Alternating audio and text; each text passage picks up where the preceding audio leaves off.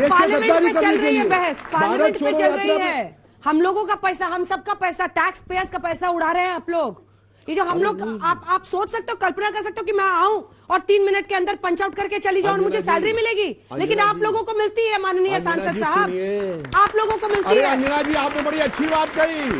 हम लोग कल्पना नहीं कर सकते कि 2 मिनट की नौकरी करें और घर चले जाएं। मूल मुद्दा जानते क्या है?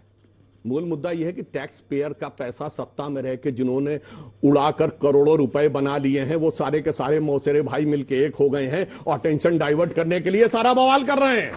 अन्यथा एक सीरियस बात कह दूं अंजना जी, एक लाइन, ये जितने दल हैं इनमें से कोई अपना नाम बताए जिसपे 2014 से पहले कभी कोई मुकदमा न चला हो भ्रष्टाचार। चुनौती से पूछता हूं। Janata Dal United, sir Janata Dal United तो हमारे साथ था 2014 में ना। ये पार्टी है आपको वॉशिंग मशीन है भाई साहब, आपके साथ रहते तो फिर सोच रहे हैं जितने पाप साफ पूरे दाग निर्मा वॉशिंग का देखा था। ये निर्मा का बैड आपके होता है। इसीलिए 2014 से पहले पूछा ना, ये वॉशिंग पाउडर भाजपा है। बताओ, दूध की सफेदी भाजपा से आई। दूध की सफेदी 2014 से पहले पीला हो काला हो सब साफ हो जाते हैं। पूरा प्रकाश डालिए अपने अनुभवी आंखों से, कैसे समझे इसे? देश की संसद क्यों नहीं चल रही है? मेरे बाद की पीढ़ी के सारे नौजवान यहाँ पर मौजूद हैं। मैं इनकी जानकारी बढ़ाना चाहता हूं और मैं चाहता हूं ये ऐसे ही बने। इनकी भी पहली पार्टी और उनकी भी पहली पार्टी कैसी थी, मैं इन बच्चों के सामने एक उदाहरण देना चाहता हूं। मैं नवी लोकसभा में आया था जिसमें राजीव गांधी भी थे और राजीव गांधी जी की माता जी का जो हत्यारा था उसकी भी पत्नी थी और आसपास बैठते थे। ऐसी भी लोकसभा थी। मेरे बाद 1991 की लोकसभा आई। उस समय पाकिस्तान के जो विदेश मंत्री थे उन्होंने यूएनओ में हल्ला मचाया कि कश्मीर में ह्यूमन राइट्स जो है खत्म हो रहे हैं, और किसी तरह से पता नहीं किन्हीं वजह से मामला चला गया जेनेवा में ह्यूमन राइट्स कमेटी की बैठक की 95 में। ठीक है, तो ऐसा लगा, नरसिंह राव जी उस समय प्रधानमंत्री थे, उनकी उदारता थी कि उन्होंने अपना भारत का पक्ष मजबूत करने के लिए अटल बिहारी वाजपेयी उसमें जोड़े, फारूक अब्दुल्ला उसमें जोड़े और जो और अधिकारी थे वो सब जोड़े। अटल बिहारी वाजपेयी और भारतीय जनता पार्टी की राय कांग्रेस के नेताओं से भिन्न हुआ करती थी कश्मीर के मामले को लेकर के। जब वहां के विदेश मंत्री ने अटल बिहारी वाजपेयी को देखा तो ताज्जुब में हो गया कि महाराज आप यहां कैसे? उसने कहा हम वहां लड़ते हैं लेकिन यहां एक रहते हैं। कश्मीर के सवाल पर समूचा भारत एक है, नंबर 1। नंबर 2, ये आपके लिए है मेरे मित्र, मेरे पुराने मित्र। उस समय हाँ, पता नहीं फिर कब। हाँ नहीं ठीक, अभी तो इद्दत की मियाद खत्म नहीं हुई है, तलाक हुआ है। हाँ। आप चिंता मत कीजिए। आपकी पार्टी का तो अब यही कहानी है। हम तो भाई सबके लाड में, हम सबके लाड में, इनके भी इसमें क्या दिक्कत है आप और आपके भी। खैर फिर वोटिंग होती है। हाँ। फिर वोटिंग होती है। सुनने लायक बात यह है, और मैं सुधांशु जी आपको बताना चाहता हूँ, हमारे जो उपराष्ट्रपति थे उन्होंने मुझको राज्यसभा में बताया, वो भी इस मीटिंग में थे। लगता था कि सारे मुस्लिम कंट्री भारत के खिलाफ वोट करेंगे, लेकिन भारत के सरकारों की उस समय की जो विदेश नीति थी वो ऐसी थी कि ईरान और इराक को भी भारत के साथ वोट करना पड़ा। ऐसा भारत था, ऐसी पार्टी थी। तो मैं चाहता हूं पुराना युग दोबारा लौटना चाहिए। ऐसी भी नफरत ना हो, मतभेद हो, मनभेद ना हो। हाँ। और उस समय अटल बिहारी वाजपेयी जैसा नेता था। उस समय नरसिंह राव थे एंड अबोल वाज जवाहरलाल नेहरू, जिनकी मृत्यु पर अटल बिहारी वाजपेयी बोलते हैं प्रकाश खत्म हो गया है, रोशनी दिखाने वाला कोई नहीं बचा। अब तो हम मृत्यु की इच्छा रखते हैं विरोधी दल के नेताओं के बारे में। लिहाजा ये जो प्रेजेंट क्राइसिस है ये 2024 के लिए है।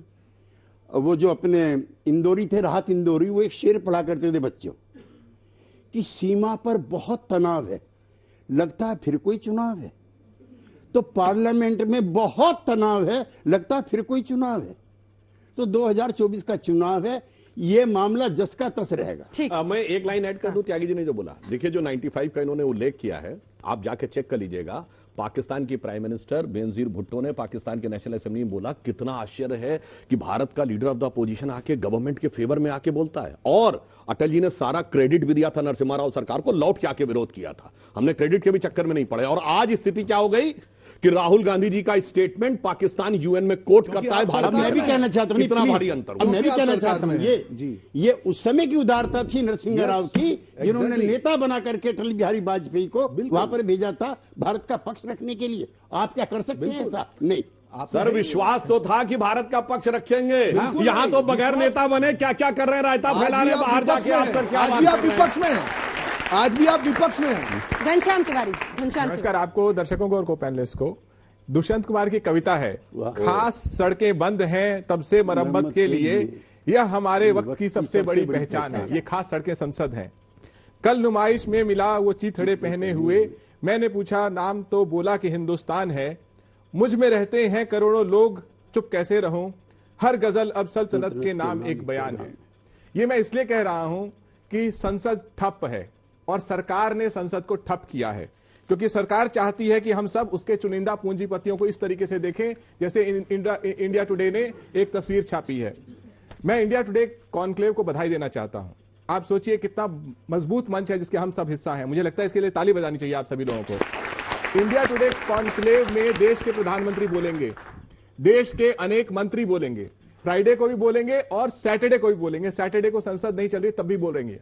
सोचिए, ये इंडिया टुडे कॉन्क्लेव में मंच पर जाकर के बोल सकते हैं, लेकिन संसद में जहां पे इनके पास भारी बहुमत है चुप रहते हैं, घुस नहीं सकते। क्या आपने देश के प्रधानमंत्री को संसद में घुसते देखा है? क्यों चुप है? मतलब जब इस सत्र में क्या आपने देखा है? भाई क्या सत्र में तो सत्र चलेगा, नहीं, क्यों नहीं चलने दे रहे आप लोग? मैं बात पूरी करता हूं। देश के प्रधानमंत्री ने तय किया है कि संसद को चलने नहीं देना है। क्यों तय किया? जब इस सत्र के पहले भाग में वो 3 घंटे बोले तो पहली बार संसद में क्या गूंज रहा था? इंडिया इंडिया नहीं गूंज रहा था। ये लोग अपने आप को देश का सबसे बड़ा राष्ट्रभक्त मांगते हैं। क्या भारतीय जनता पार्टी के 100 सांसद इंडिया इंडिया चिल्ला रहे थे? नहीं, वो मोदी मोदी मोदी चिल्ला रहे थे। और दूसरी तरफ लोग क्या चिल्ला रहे थे? अडानी अडानी अडानी चिल्ला रहे थे। जब प्रधानमंत्री जी ने यह दृश्य देखा, उसके बावजूद 3 घंटे वो एक शब्द नहीं बोल पाए। ये भारतीय जनता पार्टी के अटल अडवाणी युग का समापन था, नरेंद्र अडवाणी युग की बुनियाद थी। तो ये जो नरेंद्र अडानी युग का की जो बुनियाद है, इसमें संसद नहीं चलेगा, उनके पूंजीपतियों को इस तरीके से रख रखाव होगा। लेकिन जो देश के मुख्य मुद्दे हैं, जो इंडिया टुडे ही कहता है कि देश में 18 से 24 साल के लगभग 50% युवा बेरोजगार हैं, यहां पे बहुत सारी महिलाएं हैं, लड़कियां हैं, सब की इच्छा होगी जाके काम करें। पिछले 8-9 साल में आप देखिए फीमेल लेबर फोर्स पार्टिसिपेशन लगातार गिरता रहा है। क्या किया है इन्होंने? मैंने इंडिया टुडे के मंच पर अनेक बार पूछा है। ये लोग कहते हैं कि इन्होंने लगभग 33 करोड़ लोगों को मुद्रा लोन दिया है। यहां पे कम से कम 200 लोग हैं। आप हाथ खड़ा कीजिए, क्या आप में से किसी को मुद्रा लोन मिला है? क्या आप किसी को जानते हैं कि किसी को मिला हो? तो जो सरकार निरंतर झूठ बोलती है, जिसकी इसमें कोई इंटरेस्ट नहीं है कि आपको लोन मिलेगा कि नहीं मिलेगा, लेकिन अडानी जी को लोन मिलेगा। कोई इंटरेस्ट नहीं है कि आपकी रोजगार लगेगी कि नहीं लगेगी, लेकिन संसद ठप रहेगी। क्यों? क्योंकि राहुल गांधी को माफी मांगना है। अगर राहुल गांधी को माफी मांगना है, आप संसद चलने दीजिए। जब राहुल के साथ है नहीं, ये तो बता मैं ये कह रहा हूं कि मैं संसद के साथ हूं। मुझे लगता है कि जितने राहुल के पक्ष में है, जितने भी लोग हैं, ये सब वोट इसलिए करते हैं, ये सब लोग सभी लोग इसलिए वोट करते हैं कि संसद में आपका जो प्रतिनिधि चुना जाए वो आपके रोजगार की बात करे, वो आपके शिक्षा की बात करे, आपके स्वास्थ्य की बात करे। इसलिए नहीं क्योंकि प्रधानमंत्री डरे हुए हैं तो सारी समूची संसद बंद है और रोज नए बहाने बनाए जा रहे हैं। इंडिया टुडे कॉन्क्लेव में तो जा सकते हैं, लेकिन वो संसद जो आपके घर के बगल में है वहां नहीं जा सकते।